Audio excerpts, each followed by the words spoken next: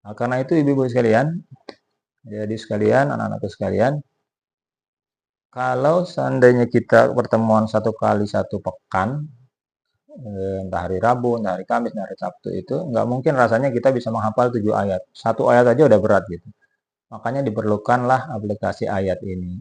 Artinya seperti apa? 50% nanti, taruhlah kalau dalam satu pertemuan, satu anak cuma bisa menghafal satu ayat.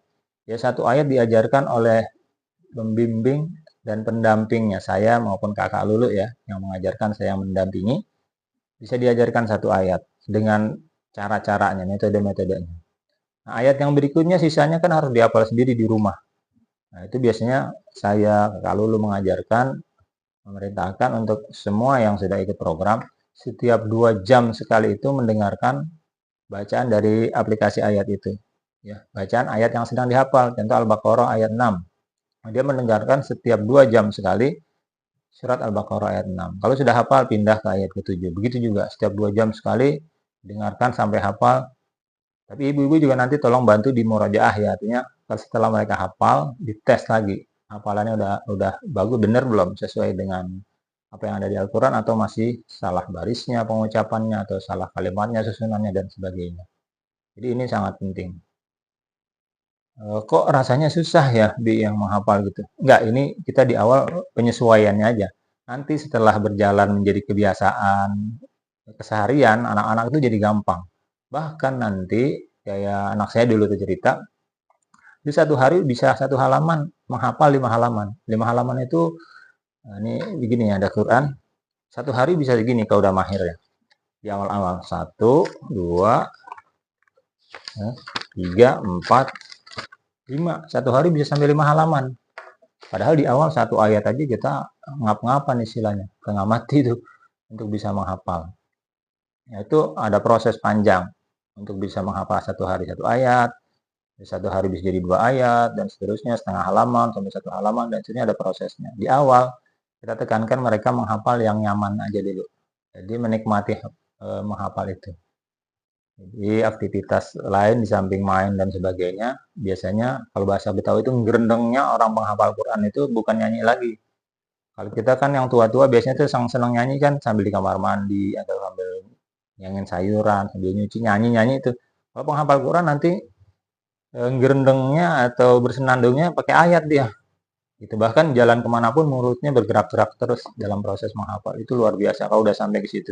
Itu udah jadi budaya namanya. Nah, kita mengembangkan yayasan ini anak-anak kita biar sampai ke sana. Kalau udah seperti itu, tinggal tunggu waktunya aja. Apa 2 tahun, 3 tahun, 4 tahun, anak-anak kita udah selesai hafal 30 juz Al-Quran. Insyaallah, amin. Baik, barangkali itu yang terkait dengan program tahfiz kita. Bersabar aja, nikmati aja prosesnya, dan terus istiqomah dalam mengaji. Yang belum bisa baca Quran gimana Bi? Yang masih ikro. Nah ini juga jadi PR kita. Ini yang paling penting nih. Ibu-ibu yang usianya 30, 40, 50 tahun ke atas, tapi masih belum bisa baca Al-Quran, baca ikro, jangan minder. Jangan gengsi, tetap ikut ngaji. Syukur-syukur jangan seminggu sekali. Sering-sering datangnya. Bagaimana caranya?